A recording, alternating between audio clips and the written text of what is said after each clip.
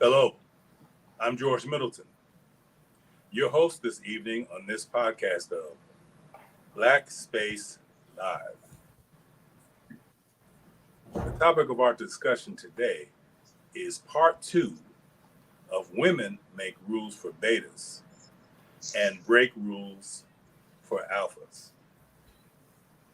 But before we get into the discussion, I want to take this moment to encourage you to like, subscribe, and share. In other words, don't be selfish with this content. Share the love. So I'd like to introduce and reintroduce the panelists from last week, and we have a new contender in the ring this week. So beginning with Janelle. Janelle, please tell the viewers and listeners anything that you would like them to know about yourself. Hey everyone, good to be back. My name is Janelle. I live in Georgia. Mom, wife, entrepreneur. Excited to be here back on the panel. Welcome, Janelle. Thank you. Lucy. Hi, I am Lucy. I never tell people where I live. I am a mother and an educator, and I'm glad to be here, first time. And let's see, Doc Lucy Locks. Can you give us some context behind that? So I am a PhD, and I have locks. And one of my friends started calling me Doc Locks. So on every podcast that I'm on, more times than not, they call me Doc Locks. Well, but you all don't know that in Black Space, so you all know Lucy. So that's why. Don't mind. I definitely want to pay respect to your achievement there and refer to you as Doc Locks, if that's okay. That's fine. That's fine. All right. Welcome, Doc Locks. Well, thank you. Penny. I am Lamar Finley, affectionately known as Penny. I'm a commercial pilot cadet here in the beautiful state of Florida, in the beautiful city of Orlando. And yeah, I don't mind if y'all know where I'm at. Come on down and visit. It's beautiful. I live by this mouse. You may have heard of him. How's the flying business, Penny? Flying is amazing this time. Oh my God, the demand is high. It is so high that my airline has changed. It's raised its starting first officer pay. Since I've been in training, it's raised the pay 4 times. Oh, wow. Wow. That's awesome. Yeah. It's almost doubled. What planes are you training on, Penny? So you train in smaller planes. I'm training in single engine Cessnas and double engine Pipers. That's what you train in because it would be extraordinarily expensive to train in the jets. And so once I'm done, there's simulator training, which is very much like being in the jets. And then I do it's like a road test in a jet. It's called an IOE. But currently I'm training in smaller planes. The jets are big. The Cessnas are small. They're the little single engine prop planes, propeller driven planes. They seat about 4 passengers. So they're not very big, but an airplane is an airplane is an airplane.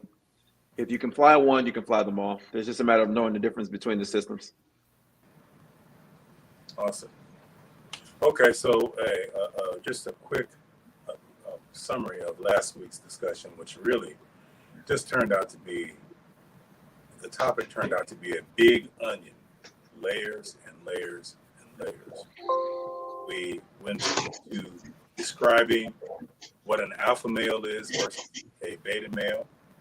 We talked about what is it that lures the average woman toward the charismatic charms of the alpha male, and what is it that about the beta that makes them pick them more often for lifelong mates. And it just really turned out to just uncover a whole host of dynamics specific to our community. I mean, this is a general topic, right? Alpha and beta males come in all shapes and sizes, skin colors, ethnic cultures, ethnicities. However, some, as we were getting into it, some of these dynamics have specific or unique impact on our racial demographic. And we left the show with the question, which male does our community need right now? Which was really interesting. So I want to expound on that and see where this is going to go. This is probably going to be a 16-parter. That's a lot. What I want to do is I want to give Doc Locks a chance to catch up with us, because the last show, Doc, we asked everybody how this statement, women make rules for betas and break rules for alphas, how that hit them on a gut level, not on a politically correct level, on a cerebral level, which obviously you are. Okay, so let me clear something up right quick. All right. So yes, I am 200% a nerd, right? But I have learned how to compartmentalize, right? So it's like 7 o'clock where I am, and I'm not a nerd. Right? So I have no data right now. I have no statistics right now. Okay. Hey Doc, real quick. I just narrowed down that you're in the 25% of the country. I didn't eliminate 75% of the country. So I'm getting close to figuring out where you at. All right. I'm down to 25% of the country. You'll never never guess. And if you do, guess off camera. I won't give it away. Okay, I appreciate you. So I don't believe in alpha and beta at all. And if I'm in a lot of groups on Facebook that are geared towards people meeting or connecting, at least. And if a man gets in my DMs and says something, I see you're not ready for an alpha male, no thank you. Okay, because the first rule of thumb is, first, I don't believe in alpha and beta, but if you're an alpha male, it never has to be announced. Ooh. Right. You never have to tell anyone that you're alpha, ever. Okay. Your characteristics show, because there are some men who have this quiet power, and when they walk in the room, they're there, right? And those generally, once you start talking to them, are what people have classified as alpha men. They have this, it's something that I love, okay? And you just see it and you know it. They never, ever, real alpha men have never, ever said to me, I'm an alpha male. So that's my first part on that. So when I hear that, I immediately kind of, like, really, y'all? That's what we got to do? So I immediately think that there's a level of insecurity from the speaker. Because I've never said to anyone, I'm an alpha female. I've never said to anyone what my job is. I don't lead with that because that's not important. What's important is my character, right? And how that comes across. So that's kind of my take on it. I'm sure some people don't agree. Well, that's what makes this show exciting. Okay. The different perspectives. So that is a really interesting take. And that will help to bring a little extra seasoning to this recipe that we're discussing. So I want to keep in mind that the question we left off with is, which male do we need most in our community in particular? And last week's guest also had mentioned that there's a third category, the gamma. So we might want to revisit that or bring that back in here. But now we actually have 4 categories. We have alpha, beta, gamma, and nothing. We're gonna call them unspecified. You know, we're not gonna call them nothing. So, for we will discuss as if these labels do exist. And my first question is for the ladies: if the betas are who women statistically end up with on average for the long-term relationships, do they authentically respect them?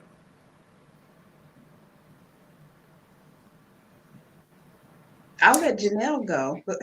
Yeah, I would say for me, I wouldn't say just because a man is a beta that I don't respect him, because I'm a traditional woman where I believe in the man is the head of the household and he leads the family. So it doesn't matter whether or not he's a beta or an alpha.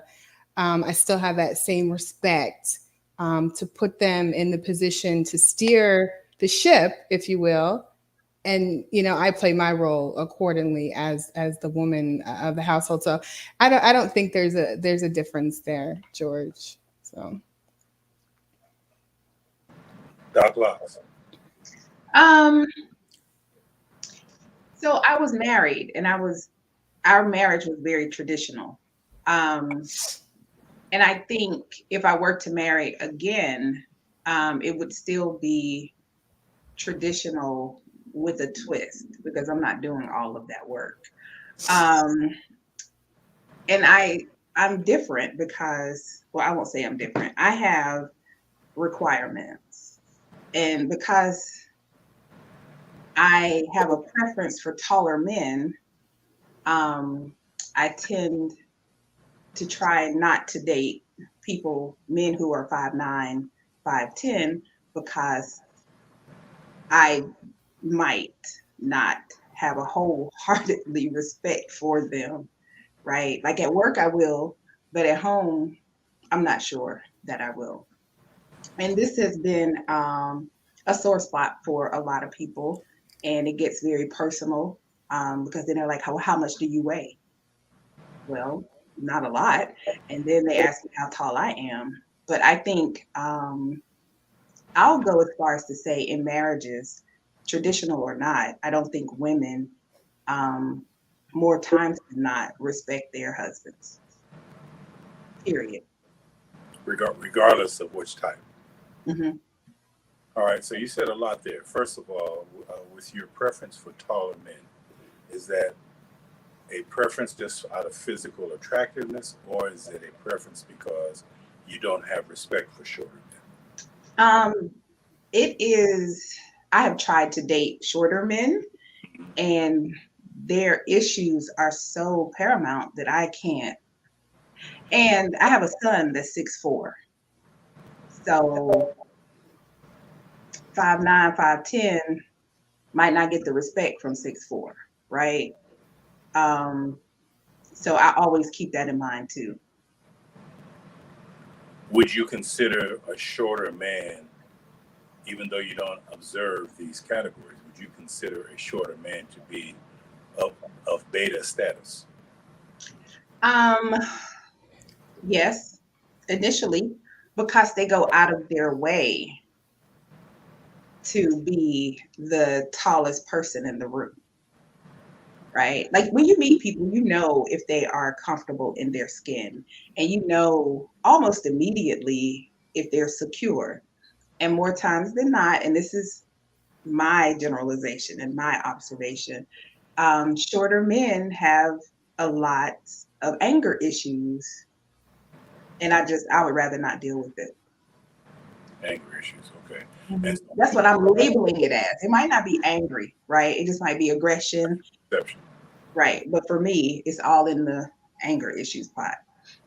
Now, are these characteristics or traits that you associate with shorter men? Is it relative? Does this show up, like, say you have a man who's 6'2", Mm-hmm. and a lady who's 6'5"? will he then show short man, those short man characteristics, or is it relegated to a specific height range? For me, and like I'm being very clear so that I'm not misquoted. For me, it is for men who fall under 5'10". I see.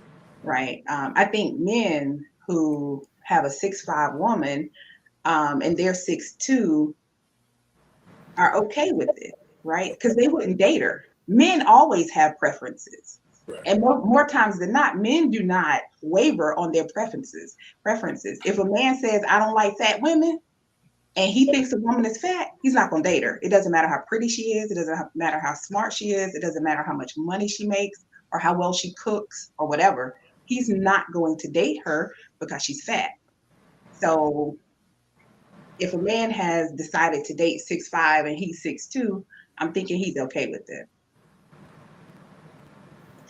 Okay.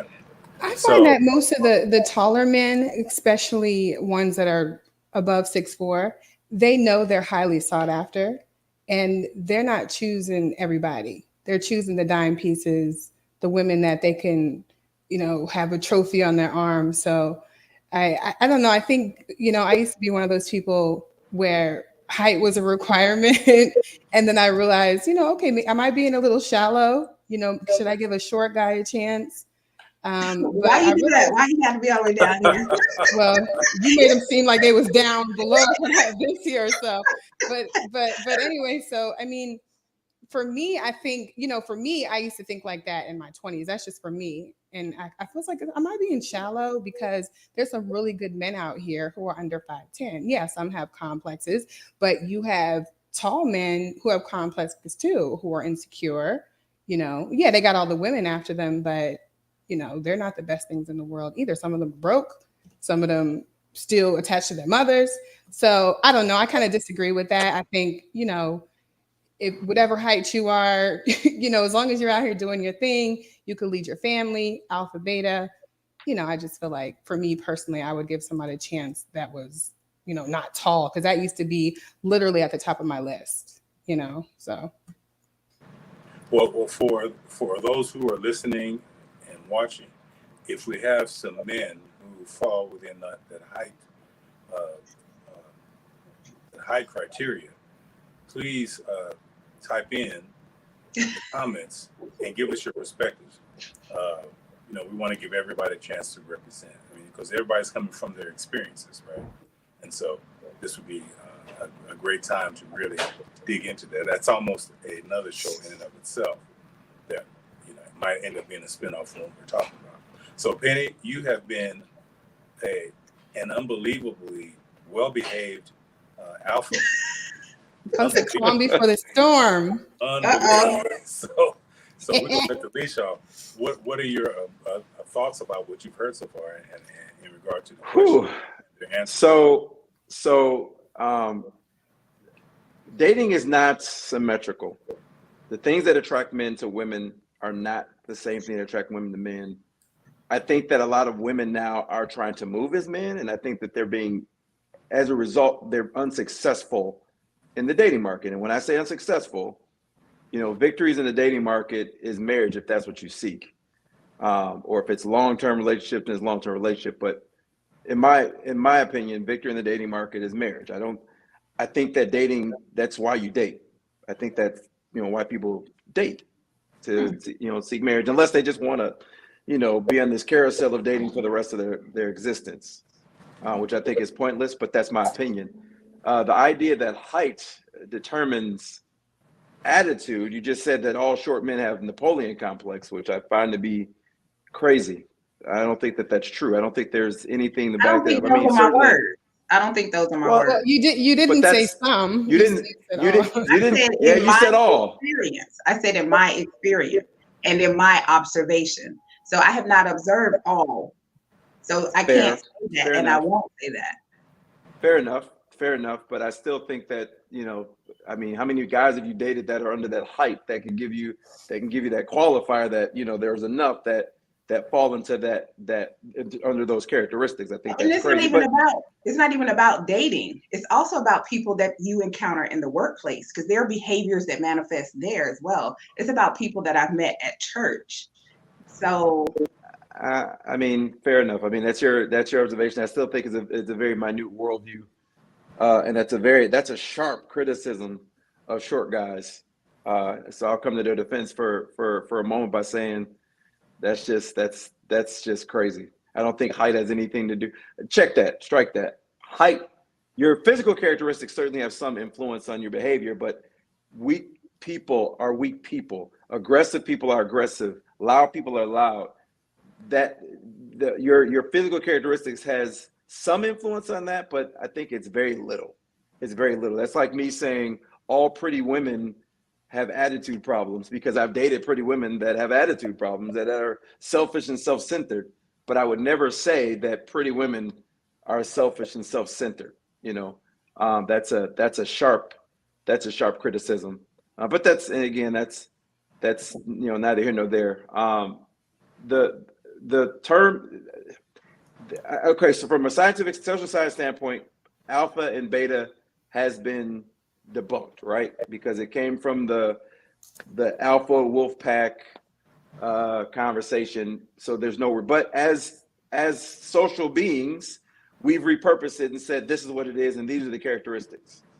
And so for that reason, based upon the social definitions of alpha, beta, yes, I will classify specifically men in that category. And sometimes I'll classify women in that category, although I think it's rather awkward because there's women that say I'm alpha. And I think that those women are a bit off, but that's just me.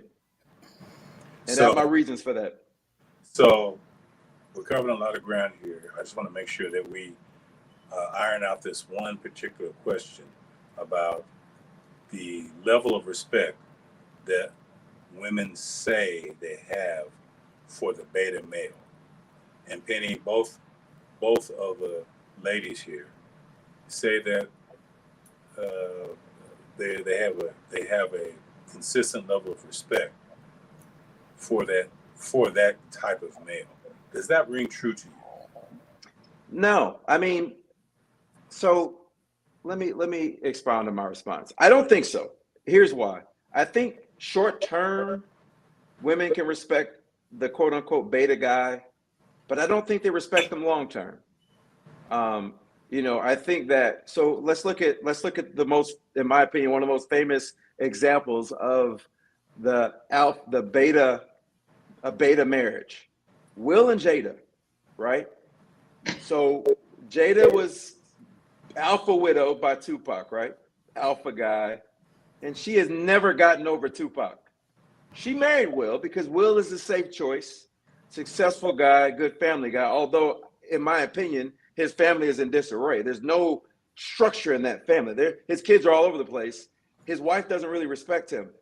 She's with him for 20 years now? But she doesn't respect him. She has zero respect for him. And I think that ultimately that relationship is going to end in flames. He won't leave because he doesn't have a backbone to leave. But I think that she will ultimately leave him.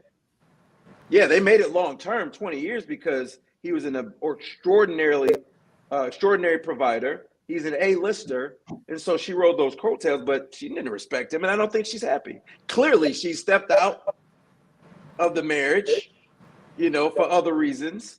That shows that they don't respect that beta. In the last show, the previous guest said that, women, she talked about women cheating. And I quietly under my breath, I said, yeah, cheated with an alpha male. Because I don't think that they respect, the beta is a safe choice, but I don't think that ultimately they respect the beta. They respect the alpha.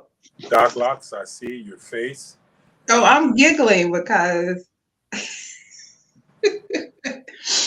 I just have very different views on that. I think women cheat because they want to cheat.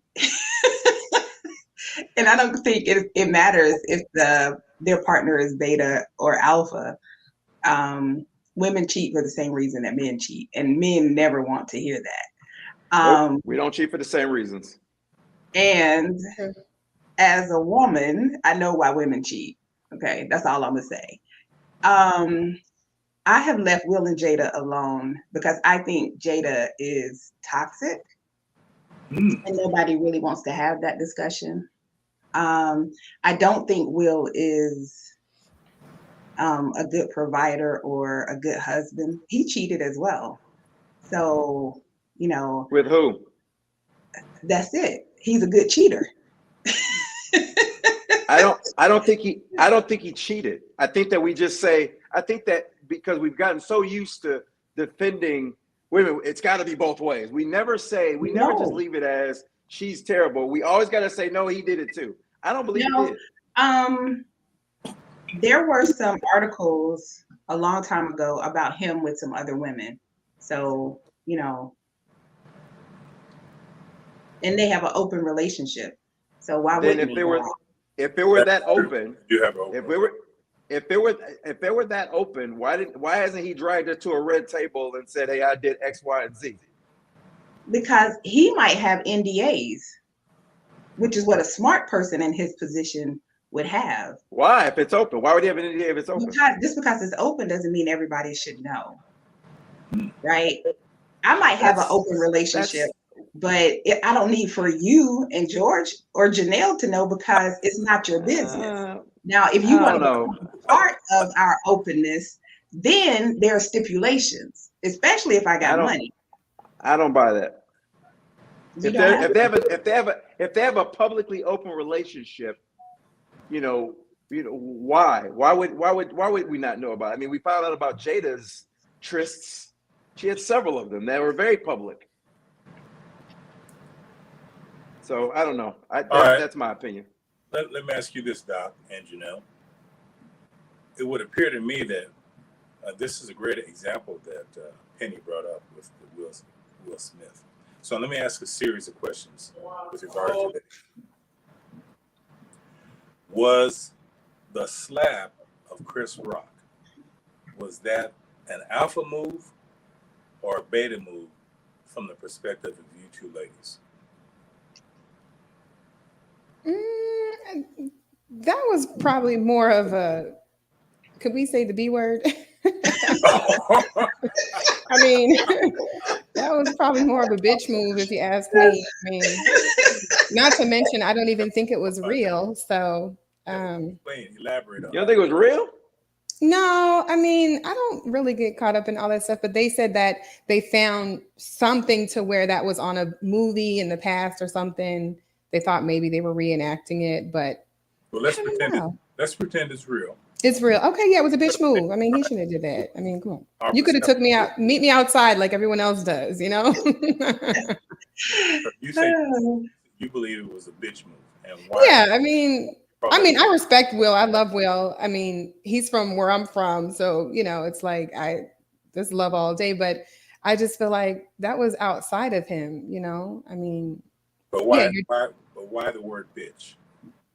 Well, I'm not calling him a bitch, but I'm just saying as far as like, just be a man, like take him outside, punch him in the face. Don't slap him. If you're going to throw hands. Slapping somebody is like a bitch move. Like, I'm just going to slap you. Like, no, I'm going to punch you in the face. I'm going to pull out a knife. I'm going to, throw these bones, but I'm not going to slap you. A girl slaps. Men don't slap. You know what I'm saying? Okay, interesting. It's like, Will, next time you gotta, throw them hands. Next time you gotta fight. That's what we do. I thought it was a very insecure man move. So I agreed that it was a B move. I thought it was classless, especially on that night. And then for him to yell from his seat, like, who does that, right? I don't think it wasn't a good look for Will that night. It was not impressive. Not at all. Hey, Doc, I'll tell you who does it. A man whose woman has his man parts in a bag and strings controlling him. He laughed at first. She gave him the side eye, and then he, right on cue, he responded irrationally. Very irrational. No man does that. Yeah, that was a puppet move for sure. And that's Big what time. goes back to me saying Jada's toxic. Yeah, she Because toxic. if we were to be honest, most women know how to control their man. They know how to set them off, they know how to set them up, and they know how to make them feel good. Most women know that, okay? Because when you've been with somebody for a long time, you know their triggers. And you know if you move a certain way, if he's concerned, he's going to look a certain way. And she had a lot of power in that moment, and she just did not use it for good. And I've never been a fan of Jada from A Different World to present day. And I think she is hurt because if you listen to her or go back and read some of the things that she said about marriage, she didn't want to get married. She didn't want She didn't want to marry Will. and she did not want to have children. And she had all of those things. So I think, I also think that she never resolved the issues that she had with her mother. So all of that balled into one person being married, and we're seeing what it plays out as. So I don't think highly of Will as a result of what he did. Okay. Next. I don't think she did it with Tupac. I don't think it should. Pac is still alive. She don't act this way with Tupac. No, not at all. But Tupac had moved on. Let's be clear. Tupac had moved on. Tupac had another girlfriend. So that's Tupac what wasn't all that Pac was crazy gonna do. I mean, I don't think he was all that crazy about Jada, but he's not here. But she loved him, and so did so other women. Tupac in Barbados somewhere, living in a cave. I think they would have found him if he's in Barbados. Janelle, you are not. Maybe not you are Barbados. not a conspiracy. You are not a conspiracy theorist. Please tell me I'm not hearing this correctly. That's two theories that you have put forward tonight that got me questioning you. I'm silent. You just said Tupac's still alive, didn't you? I didn't say that. I said if he were still alive. Oh, yeah. Jada would not have behaved this way as the spouse of Tupac. Well, you know who Machiavelli is, right? Yes. Why do you think he went by Machiavelli? It was an album title. Yeah, it was for a reason. There was an underlying reason behind it. It's an album title. I'm telling you, Pac gone. All right. Penny, you're the shortest distance to the destination in that regard. Mm-hmm. You keep it simple. Yeah. Okay. I am a conspiracy theorist, though. Penny, you're right about that. Oh my gosh. I am big time. Well, all right. So Will Smith, on the face, to me, because of his level of accomplishment and achievement, the road that he had to climb to get there, would on his face, and the roles that he plays, would on his face appear to be more of the criteria of the alpha male. So your comments make me think of Will Smith in two different parts. Will Smith, the actor, and Will Smith, the regular guy. How do you align those? Because he has achieved quite a bit in his career, and he did have to climb over some people. He's pissed some people off along the way, which is an alpha male criteria. When you're trying to get to the top, all's fair in love and war, so to speak. How do you align his persona, professional persona, with the classification of being a beta? So I think amongst men, there's different aspects of life that show where you stand, 10 toes down. There's the workplace guy that is 10 toes down, that is the leader, that is the ambitious guy, that's the successful guy. And at work, Will is, at the cream of the crop. He's an A-lister who has an impeccable record and a pretty clean record for the most part. And he did tell other folks that, I don't curse in my raps. I don't have to.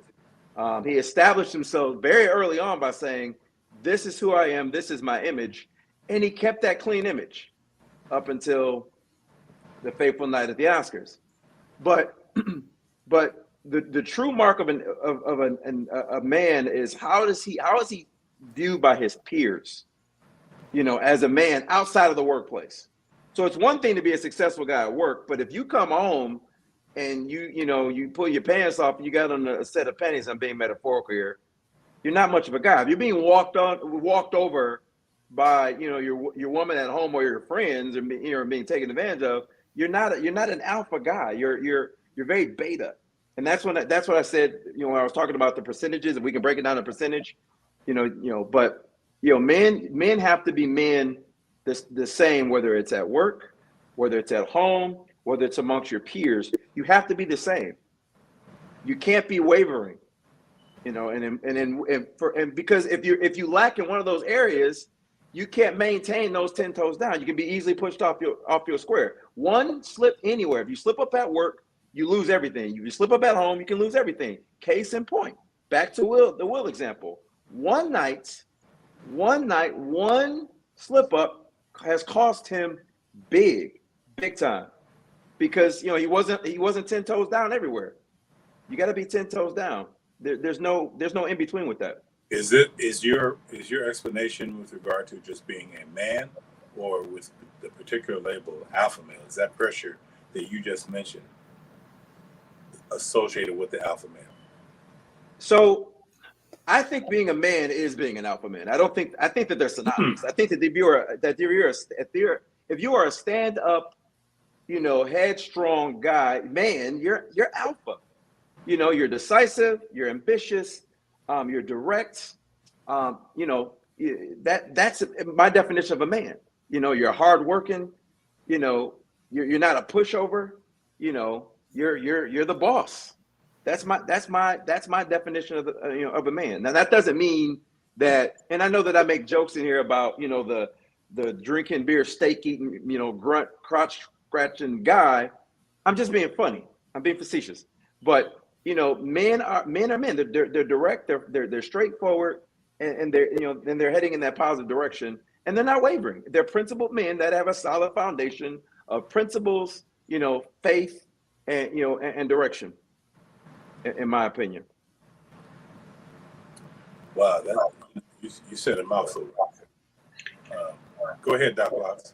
Well, I was going to ask you what you thought, because you haven't said too much. Be specific. What I thought about what? Alpha and beta men, like, do they exist for you? Well, I think that on this topic, perception is reality. Mm-hmm. I had an old boss tell me one time, and I'll never forget it. He used a cliche, an analogy. Perception is 9/10 of the law.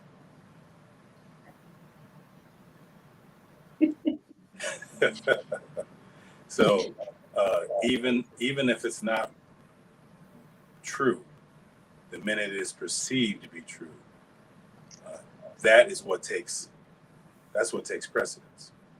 And so Ann Penny described it as, or informed us earlier, that the actual labeling or the concept of alpha and beta has been disproven. But what society has done is repurposed those labels. And so it's more of a social construct, like race. It is because we say it is, but there's no reality to it. And often we find unique words to describe just human behavior. We're human beings. That's what we are first and foremost. So while I personally don't ascribe to being in either of those categories, I leave that up to the perception of others, because everybody is working with their own filters. And so I try to be aware of how I'm coming across to people, not so that I can manipulate it or try to meet their expectations, but so that I can be effective in my whatever my goal is. If I'm in a social context, I want to be effective in that in terms of I want to have fun, I want to enjoy stuff. So be aware of who's in the room, be aware of any triggers, things like that. If I'm in a business format, there's another joke, not a joke, but it's a cliche. Whenever you're in a business context or any context, even in this context, if you, and I'll try to be polite when I say it, but whenever you're in a group of people, if you can't tell who in the room is getting, chances are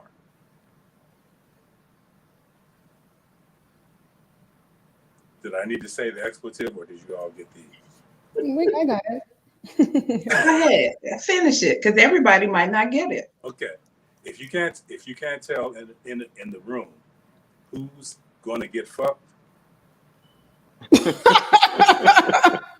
You just went right for the jugular, huh? yeah, so, That's why I said say it. Janelle, you said the B word. He can say the F word. Hey, hey, I was trying to warn everybody.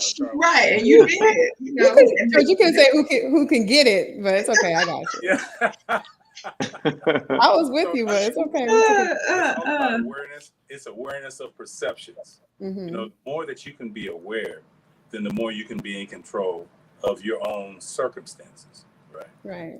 However, often we're so busy trying to be what we think people want us to be that's the first thing that kills your awareness, because all you're doing is trying to fit a mold that you think everybody wants you to fit in. Mm-hmm.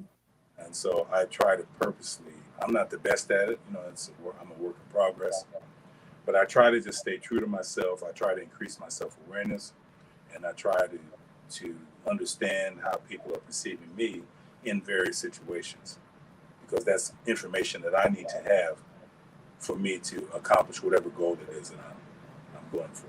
Does that answer your question? Mm-hmm. Emotional intelligence. I like that. Yeah. Doc Locks, what is your assessment of that, of my answer there? Because I see you going in, you're in Doc mode right now. I can see it. I can see it. Nuh-uh, it's 7:47. Right. I'm thinking about dinner right now. Right. What's on the plate? What's on the stove? Nothing. I'm not cooking tonight. I'm going out with friends, and we're going for Mexican. So it's Taco Thursday. Okay. All right, that'll work. Right. Okay. Comida Mexicana. Out looking for the tall men. No, we're not. Right, actually. right. Not in a Mexican place. Well, Let me get some chat room conversation. Oh, Single Mama No Drama is back. Oh, she is on it today. So She's going up. She go going down the list. in. Alpha women traits are different from alpha men traits. A man can't be an alpha male without a female. Nonsense. Right. I don't know if that's true. Can be alpha without a male. Wow. Matter of fact, you can't have both. How do you have both? She How said, do you have both wearing the pants. that a man Two can't alpha be an man and a alpha woman. without a female. Women can be alpha without a male. Penny, what say you? Nonsense. Mama no drama. That's utter nonsense. Men are themselves alone. Alpha man can absolutely be alpha man without a female. I mean, Tupac was an alpha man, on his own. Many men are alpha men on their own. Matter of fact, I'm not just going to use Tupac. Yeah. Men can be domineering and assertive, and that's who men are. That's who strong men are. That's who they are. That's who strong men are. They're very much direct and alpha, and they don't need a woman to do that, to do any of those things. But they tend not to be single long. So you say it's BS? Yeah, it's absolutely BS. And I think that the idea of an alpha woman, I mean, I know it's funny that Doc said that if you're alpha, you need to say it. Many women that claim to be alpha, it's almost like, for this piece, I actually respect the Doc. She doesn't wear her accomplishments on her sleeve. Many women that claim to be alpha, that are trying to move like men, in my opinion, because they're very masculine, they wear their accomplishments and that title on their sleeve, and it's very off-putting, but that's what they do. But I think the idea of an alpha woman is kind of funny. They all mostly end up by themselves. Absolutely. But I mean, they can get wait a minute. So, because I have a lot of, so when I got my doctorate, I had a reception, and of course there was a speech. But what I said to my friends was, this is something all of us can get, right? Like, I don't have to be the only one in my circle with a PhD. If this is something you want, go get it. And since like 3 of my friends have become PhDs or EDDs or JDs, I have a few DDS and MDs, but it's for us. It's not for y'all. And if I meet somebody and if he asks me, well, what do you do? I work in education. Matter of fact, I work in higher education. And if he doesn't ask my title, then I don't share it. We could be 4 or 5 months in and he still not have a clear indication on what I do. And what I have found is a lot of men, once they find out that I do have a PhD and I do have a title, they become condescending. And I don't know if that makes them alpha or beta, but I remember I've been dating this guy for about 10 months and he found out. And we were talking about something one day, and out of nowhere, he said, "You're not smarter than me. You're just better educated." Ooh, wow. What? Exactly. I always ask the question, what kind of men are you dating? That's what I want to know, because it sounds more personal than it is. Yeah, because so that told me a lot about him in that moment. And it didn't last too much beyond that, because we're not going to do that. Right. So I think sometimes people say that women come out and be like, oh, I got a PhD. Oh, I'm the vice president of this. Oh, I have this in a bank account. But more times than not, men ask. I don't ask. You might be one of the few who don't. Most when men, they find out, they are, I don't know how they feel. But it goes left from there. And I also know there are women who do project this and, oh, I'm a PhD, and, and that can be off-putting. But again, that goes to insecurity and how they see themselves. But that's not ever going to be my lead. And here's where I think this topic is particularly unique to our community. Because on a statistical level, the trajectory for the African American female is fastly rising. The trajectory for the African American male is either plateauing or on a lower trajectory. There's always been that tension in the experience of being Black in America, of 2 different experiences for the male and female, which was designed by the ideology that we have been indoctrinated into. And when Penny said, what kind of men are you dating? I don't think that that's particular to a specific type of man. I believe that from a statistical level, a collective level, more men fall into the categories of behavior that Doc Locks mentioned than not, because of the experiences of being treated differently systemically, starting at very early ages. And Doc, you're in education, so I'm not sure all the areas, but I'm sure you see the difference in treatment in boys based on melanin. And it starts right there. I would even say it starts at home. Mothers, it's important how you parent your children. And that's what I'll say. And because in my model over here, the first 2 or 3 years, it was, I was the primary parent. Even though I had a partner, just the child clings to the mother for those formative early years. So it's very important how we talk to our children and the tone in what we're saying. Like, when I taught kindergarten for a while, and people would drop their kids off and be like, he's so bad. And I was like, no, that's not how we describe children. Right. Okay? And when my son used to get into things at 1 and 2 years old, instead of saying no, I would say we need to make better decisions. Okay. We need to make better decisions. Yes. But a lot of people don't talk to their children like that. So I think some of it starts in the home, because people don't realize or understand that the mother is the first teacher. Okay. In how she eats and how she takes care of herself while she's pregnant. In the first few minutes after delivery, the mother is the first teacher.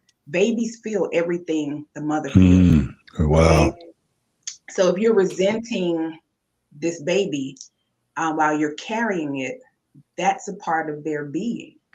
So we have to be very careful in all of that. But who is talking to women about these things? A lot of people aren't. And who has a support system that is making sure that the mother is okay in all of these facets of pregnancy and childbearing and all of that. So I think, yes, it is societal, but some of these things we can kind of make a little better just if we behave better. And I am saying we, I'm not saying they, I'm saying we. So that's what I think. And yes, boys are treated very differently in schools than girls. And when we start looking at the fact that most of the teachers are women, right. And then they're white women who don't understand and are afraid of African American, Hispanic boys, correct. It just becomes something else. So, yeah, and that's fully connected to this discussion today.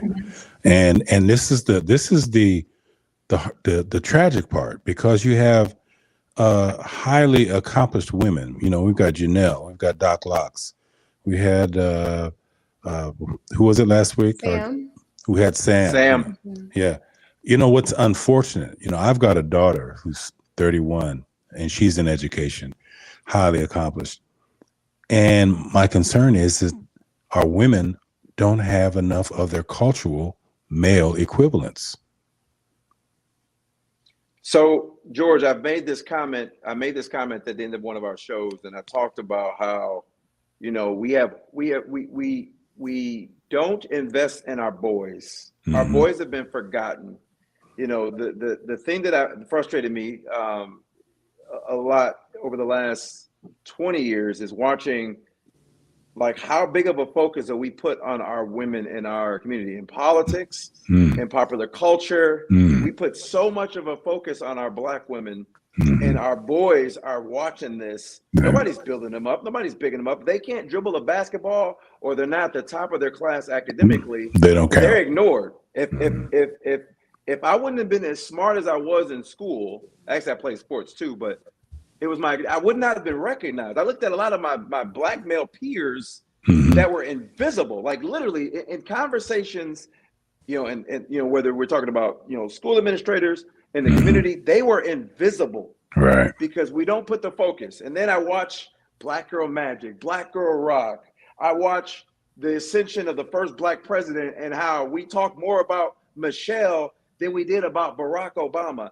I listened to, like in the current politics, I listened to the fact that Black women made the demand on the Dems that we want a Black vice president, female vice president, and they got that. We want a Black Supreme Court female justice, and they got that. And the agenda items have been all for Black women. And I look at all of the focus in schools on Black female achievement. And this impact reverberates through our entire society. And the question that you asked last week about what do we need more to change the community, alpha males or beta males, we need strong men. Our community is failing because we have put so much focus on the women. We can't survive as a community if our men are weak.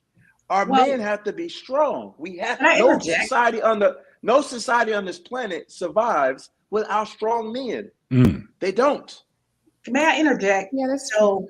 In the 80s, there was a research done on American school systems, K-12, throughout the United States. And what they found was there was more emphasis on boys and boy achievement. So what they tried to do is uplift girls. And that's why we have girls in STEM and girl engineering and, all of these other things, girls in math, which all are part of the STEM family. But what they did, and this is something I talk to principals and school leaders about, is this pendulum, and this is what always happens, or more times than not in America, it always swings too far over, right? And I Yes. said to school leaders, why can't we support them both at the same level, right? Because the boys need the same thing as the girls. So the boys need Black boy joy or whatever. Ooh. Whatever it is, they need that Mhm. too. They need boys in STEM. They need to know that it's okay to do a math problem. I took my son to the doctor today and she said, what do you want to be? And he said, a chemist. And her eyes got really big and she was like, really? Nobody says that. And it's just that I think sometimes we shut it down before it is allowed to manifest. And that's why I say it starts at home. How do we read to our children? What do we expose them to? And I think in our community, we need both. We need all hands on deck because everybody is not going to fit into these categories that I don't believe in. So one person might be a gardener, another person might be an engineer, but if they connect, they might create something that we all need. So I think we need both. We need people who are going to be politicians. We need people who are going to be the trash men.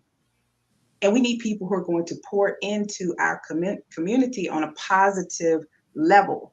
And it doesn't matter if they are deemed alpha or beta or gamma. Just come and do the work and be ethical in your approach. Don't come because there's more women. Don't come and see that there's more women and then pit them against each other. Don't come and make a whole bunch of babies with these women. Just come and do the work and be a mentor and be a friend. And if something happens, honor that commitment and then go about your way. That's all we need. But we need families. It depends upon what you think a family is. I think of families are a mother, a father, and their children. Strong communities are created through strong families. Without that foundation, Absolutely. you have what we have now. Yep. And in order to get that foundation, especially in a society, I mean, look at our women. They're succeeding, right? And they're getting into this. And I'm going to use a lot of forgive the aeronautical metaphors. I've been around just pilots. So they get to this high altitude, the air gets thin up there. There's not a lot of options up there. Women, successful women want to marry. They want to be in relationships, but a lot of them say, well, I can't find a guy on my quote unquote level, even though they don't understand that dating is symmetrical and the things that attract you to attract women to men is not the same. They attract men to women. But the reality is if you want more men on that level, and up there to choose from, let's start building them up so we can have families so that our community can improve. Because again, we can have all the successes in the world. We can have all these successful people, but there's no generational wealth being passed down. I mean, who is Oprah going to pass her wealth down to? Right. Nobody. It's going to go into a trust and probably a bunch of charities. What's the point of building all that wealth if it's not benefiting our community specifically? You know what I'm saying? If not that cycle isn't being repeated, it won't. It won't.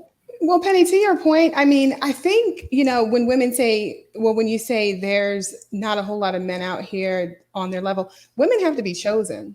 Okay. There's some good men out there, some good high value men. We talked about this on a previous episode, but only some women are being chosen by those men. They're not just out here just dating whoever, True. So a woman has to be chosen by that particular man. You know what I mean? That's just my take on it. And I agree with that point. And the reason, and again, this goes back to the whole notion that women, this is my observation. Black women are becoming the men that they want. They're becoming educated. They're educated. They're earning higher incomes. They're becoming very driven, and that's not what attracts men. That's why I asked Doc earlier. I'm like, what kind of men are you dating? Because men that are successful and on their purpose. My first questions, I'm not too concerned with what you do, your education or what you do. You see what I'm saying? I'm trying to figure out how you're going to fit into my world. And your education and income don't matter to me because, I'm an educated guy that makes a decent income, so I don't care about those things. I'm trying to figure out what type of wife would you, potential, can you cook? other half would you be? Like can you cook? You know what I'm saying? I'm interested in your femininity. Obviously, there's that attraction piece. Those are the things that I want. How agreeable are you? You see what I'm saying? And those are the things that men are. Well, I'm not going to be very agreeable if we're on a first date and you look at me and say, "Can you cook?" Well, you get what I'm saying. I'm not necessarily saying I'm going to ask all those things on a first date, but I'm just simply laying out the things that men are attracted to. Where people are. I have lived in very superficial cities. So the men, because there's a plethora of women, feel like they can ask certain questions and have certain behaviors, because if I leave, then in 2 or 3 days, he'll have someone else. Yeah, like I said, men they're choosing women based on particular questions that are being asked on the first date.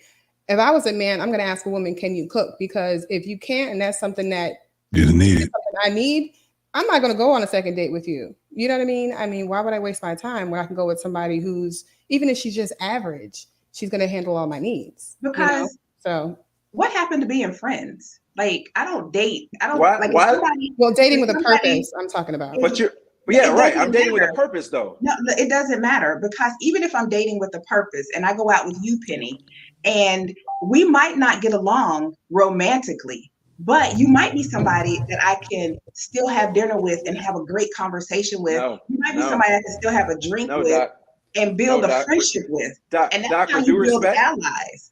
Doc, and with due that's respect, why we don't have good relationships, because we don't know how to be friends. Doc, with due respect, why would I go out with an attractive woman to be her friend? Why? Exactly. It's That's not happening. A waste of my time. It's not happening. It's wasting your time, because you might meet one of my friends. You might want to meet one of my friends and go out with her. Okay, so this is a good time for a transition. Plus, we just have a few minutes left, and I do remember Doc Locke saying earlier, I gotta eat. she got some friends. So we do need to continue this line of discussion, because it's definitely meritorious of deeper exploration. However, let's go to another dynamic, and I want to start this with Janelle. Janelle, isn't the lure of the alpha male, because you really had some colorful descriptions about last week about the alpha. I don't remember none of that. Yeah, I'm sure you don't. But isn't the lure of the alpha male kind of a reverse psychology? In what regard exactly? I mean, the alpha male presents a challenge. He presents, try to lure you in. He's not necessarily. It's seduction. He's not. Undress you from across the room. Not just the seduction, but women are beautiful, and women are typically looking to be courted, to be pursued. Mm-hmm. The alpha male, right from the beginning, is not necessarily the pursuer, and he presents a challenge of desire for a lot of women. And because he considers himself the alpha male, he may not be reaching out to try to court your affections in the way that you would expect, which then makes you say, why isn't he, why doesn't he want me? Why doesn't he do this for me? Isn't there some level of reverse psychology at play here that makes the alpha male more desirous and attractive to the average woman? Absolutely. We talked about this on a previous episode. Some of the very highly attractive men, highly successful, fine. I'm talking about most women want but can't get. Mm-hmm. I told you back, I had to chase those men. They weren't just pulling up like, oh, okay, let's go, Janelle. Like I had to chase him a little bit, but once I was in their wheelhouse and they chose me, okay, I'm in. But I was like, why did I have to go through all that? You know, so yeah, I think it was a mind game, and there was some reverse psychology involved there, where it was like, why did I have to, you know, go, why did you put me through that? You know, and I asked someone, and a really good man is going to put you through a couple hoops, because he's just not going to go for anything and everybody. Okay. And that's what I'm saying. There's some questions that will be asked on first, second, third dates to get you to the next level. And it's really all a mind game. And I played it very well. You know, I'm a psychology minor myself. So I played it very well. You're going to mind fuck me? I'm going to mind fuck you right back. And let's see who meets at, we're going to meet at the finish line. You could play that one. But yeah, alpha men, that was an attraction for me, because I do love a challenge. I don't want to say I want, in my 20s, I was like, oh, I could chase them all day. That's fine. I have time. I don't have the time now. You know, I'm married now, so I don't have to worry about that.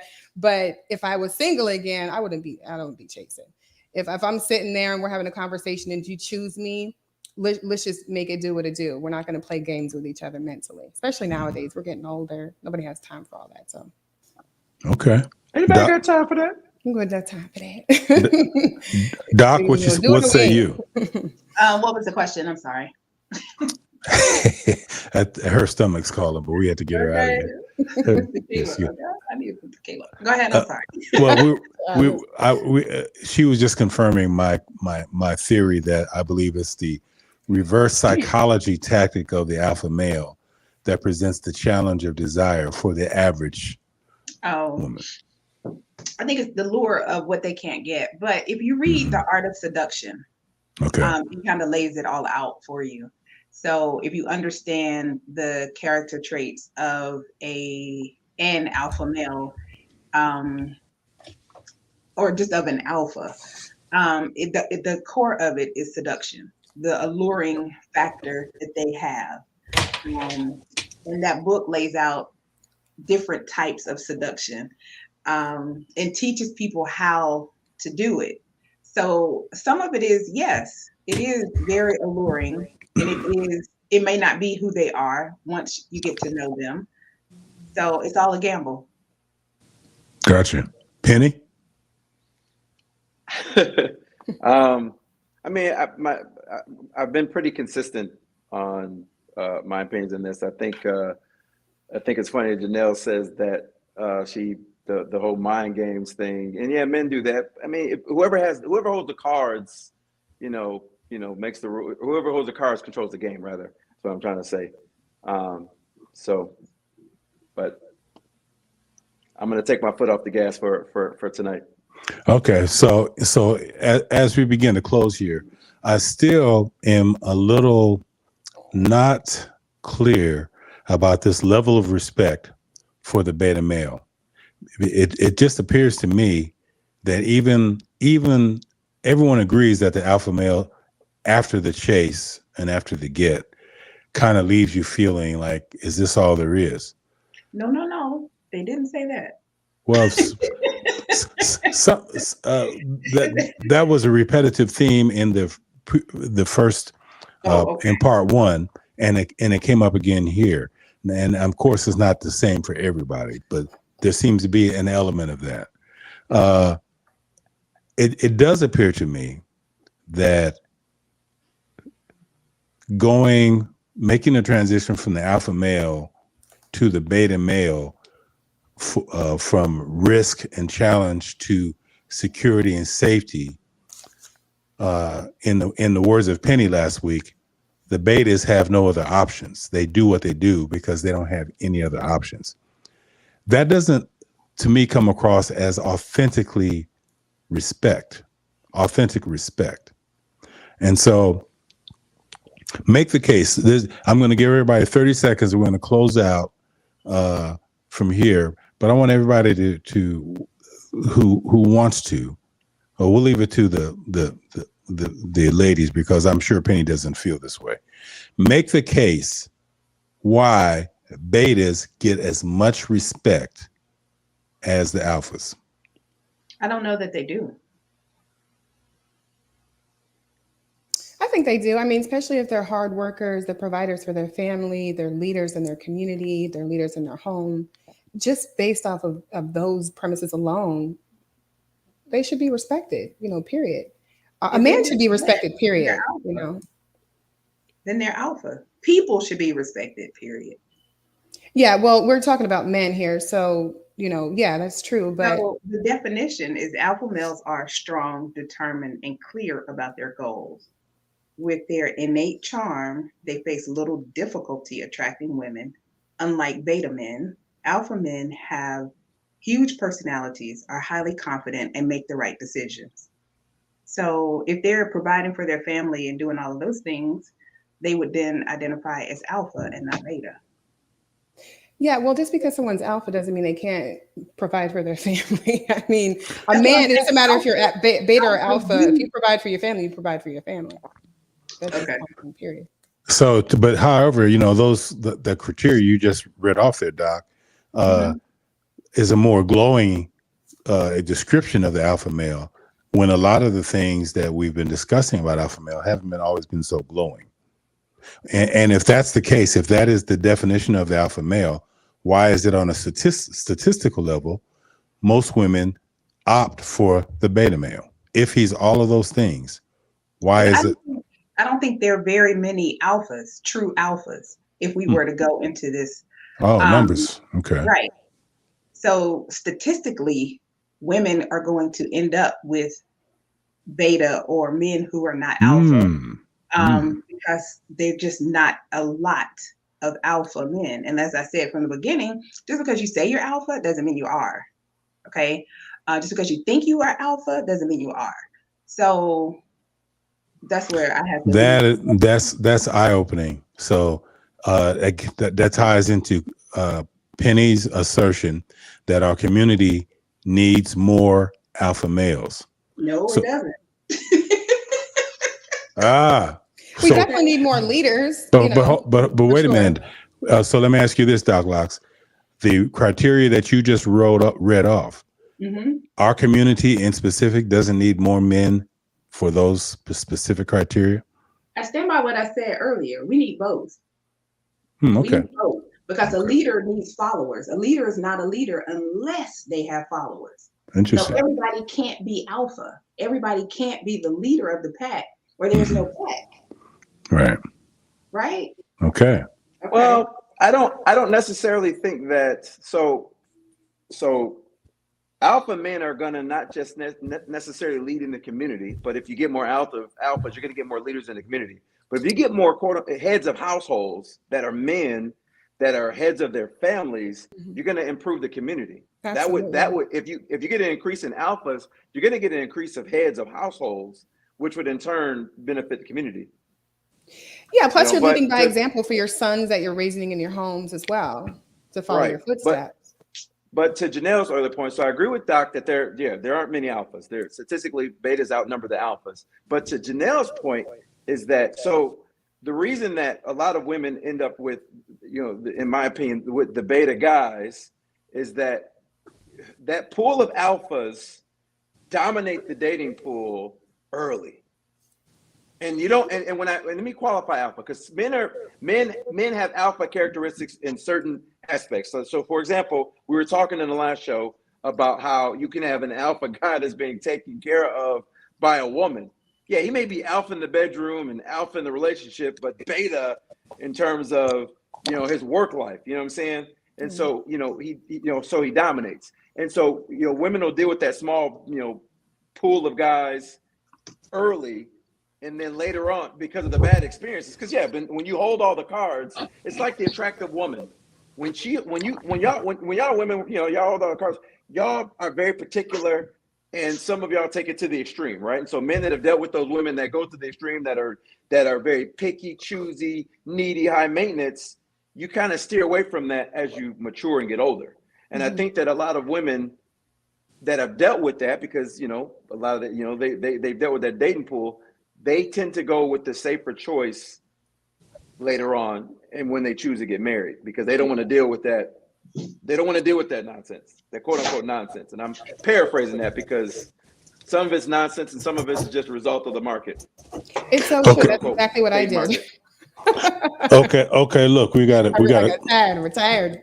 we got to close this up. We kept Doc Locks away from her dinner far too long. I want to give everybody the last 10 or 15 seconds per person to just say something that they feel is relevant to leave the audience by based on our discussion today. Let's start with Janelle. I love all my men, Black men, leaders, non-leaders, as long as you're leading your family and steering your family and being influential in your community, and most importantly in your home, to me, from my perspective, that's what's most relevant nowadays, because we need more people to lead by example for our young children, growing up, and so they can be future leaders from having good examples. So, Doc Locks, she gone. did we lose you? Doc had to go eat. All right, Penny. Yeah. I just pretty much co-sign on what Janelle said. I think that we need to, as a community, we need to refocus what we've been focusing on. I think that pendulum swung way too far in one direction, and we're suffering as a result. If we don't build up our men, we're vulnerable. Men are the structure, they're the protector, they're the fence, they're the shield, they're the, that's what men do. That's what we are. And so if you don't build up our next generation to take on that leadership for the future, we're in trouble. We're in trouble. All right. So I want to leave the audience with this,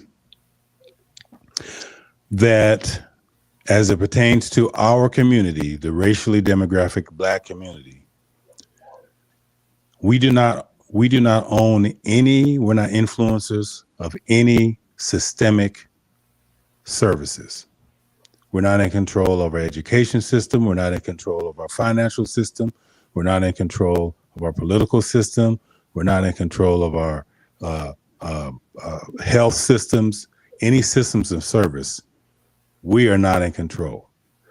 And because of that statistical fact, I would say that collectively, it is the idea of an alpha male in our community cannot exist, because if we were really alphas, we wouldn't be in the position we are right now. Mm-hmm. Just something to think about, and I'm sure that brings out some opinions, but I'd like to pick that up hopefully in part 3 if the producer will let us continue with that. But I mean, if we're going to be about it, then it's got to show, and we're not showing it. So, right.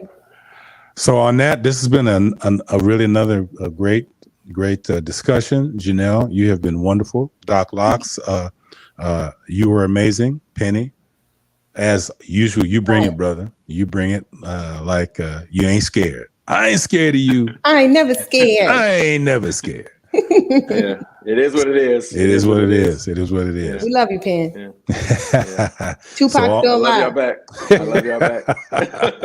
Dear mama. Hey, when I get look, you ready? I'll fly you over there to show you. Cali Love. He ain't there, Janelle. I'm sorry. I'll take you over there to see. I was just playing. Anyway. All right. I know. All right. So thanks everybody. Thank you, Penny. Thank you, Janelle. Thank you, Doc Locks. This has been another episode and a great episode of Black Space Live. Until then, we'll see you on the other side.